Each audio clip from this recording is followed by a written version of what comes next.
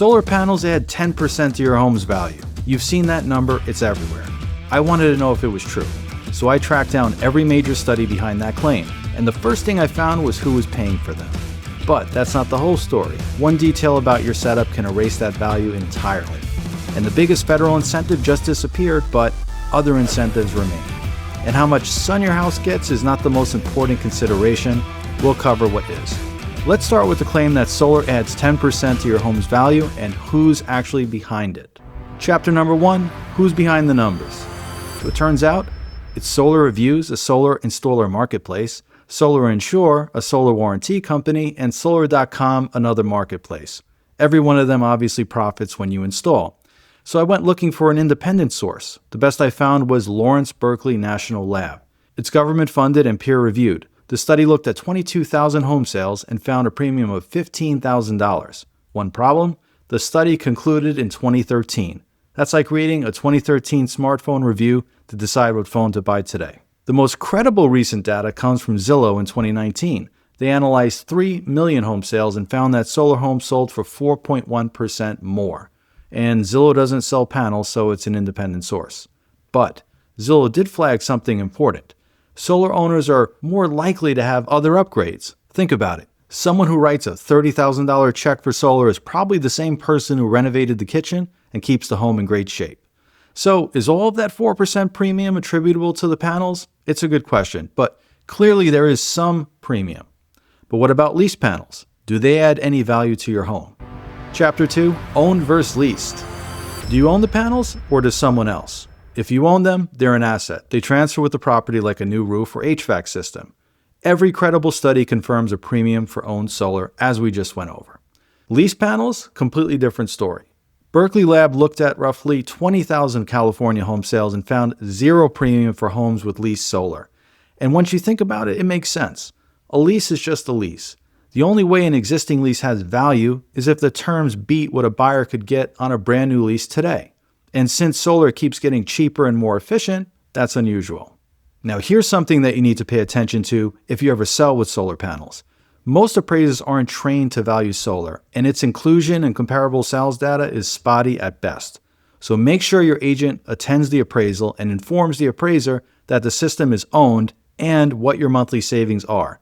If you don't proactively give the appraiser this information, it definitely will not be accounted for. Next, let's look at where solar is an incredible investment and where it may be a losing proposition. Chapter number 3, where solar pays. The real financial case for solar is what you save every month and how quickly the system pays for itself. And this math is wildly different depending on where you live. A typical system in 2026 may run $25,000 to $40,000. Without the federal tax credit, payback periods are roughly 3 to 5 years longer than they were just a year ago. In the Northeast and along the West Coast, New York, New Jersey, Massachusetts, California, high electricity rates and strong state incentives mean payback under 10 years is still realistic. These are the markets where solar makes the most straightforward financial sense. Now, the Southwest and Mid-Atlantic sit in the middle. Good sun, moderate incentives, payback maybe 10 to 13-year range. Still well within a system's 25-year lifespan. The Southeast and parts of the Midwest are the toughest markets. Cheap electricity, few incentives, payback can stretch past 15 years. Solar can still work, but the margin is thinner. Now, these are generalizations. Individual states within each region vary, but the broad pattern holds. And here's what surprises most people. Electricity cost and state incentives matter more than the amount and intensity of your sunshine. Next, let's look at a few aspects of the federal tax credits that aren't widely covered. Chapter 4, Tax Credits. What's left? January 1st, 2026, the 30% federal residential solar credit ended. On an average system, that's $9,000 that vanished overnight. So is solar dead? No, but the playbook changed. Here's what most people don't realize. The commercial tax credit survived. It runs through the end of 2027. So if you go with a lease, the solar company claims that credit and the savings could potentially be passed on to you in the form of lower monthly rates. So leasing now has a comparative benefit that it didn't have last year. And then don't forget about the state incentives. New York and South Carolina, for example, still have a 25% state tax credit. Massachusetts runs its SMART program. And 29 states have property tax exemptions saving you money there. So the federal credit used to make this decision a bit easier, but the math still works in more places than you'd expect.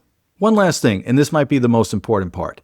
Every solar installer will run the numbers for you. That's their job. But their numbers assume that you stay in the home long enough to hit payback. If you sell in year 5 of a 12-year payback, you didn't save money, you lost it. So before you think about panels, think about how long you're actually staying. That one question changes the entire calculation. And if you're thinking about which upgrades have the highest ROI and which ones have the lowest, check out these videos next. Thanks for watching, make sure to subscribe to the channel, and I'll see you next week.